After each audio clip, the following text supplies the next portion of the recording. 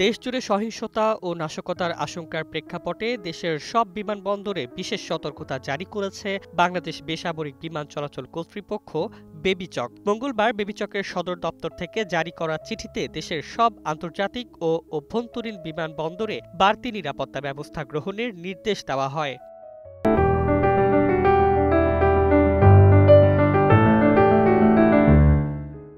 বেবিচকের সহকারী পরিচালক মোহাম্মদ কাউসার মাহমুদ বলেন, যাত্রীদের নিরাপত্তাই আমাদের সর্বোচ্চ অগ্রাধিকার। সবাইকে সচেতন থাকার পাশাপাশি নিরাপত্তা সংস্থাগুলোর সঙ্গে সমন্বিতভাবে কাজ করার আহ্বান জানানো হয়েছে। সাম্প্রতিক সময়ে শাহজালাল আন্তর্জাতিক বিমানবন্দরের কার্গো হাউসে অগ্নিসংযোগের ঘটনার পর থেকেই নিরাপত্তা ব্যবস্থা জোরদার করা হয়েছিল। তবে নতুন করে সহিংসতার হুমকি বাড়ায় এবার আরও কঠোর পদক্ষেপ নিতে নির্দেশ দিয়েছে বেবিচক।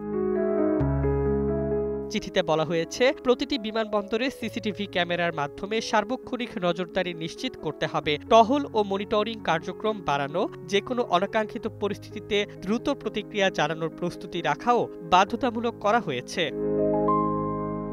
এছাড়া বিমানবন্দরে সর্বাধিক সংখ্যক নিরাপত্তা কর্মী মোতায়েন, ফায়ার সার্ভেইলেন্স কার্যক্রম জোরদার এবং জরুরি পরিস্থিতিতে দ্রুত সাড়া দেওয়ার ব্যবস্থাও নিশ্চিত করতে হবে বলে নির্দেশে উল্লেখ করা হয়েছে।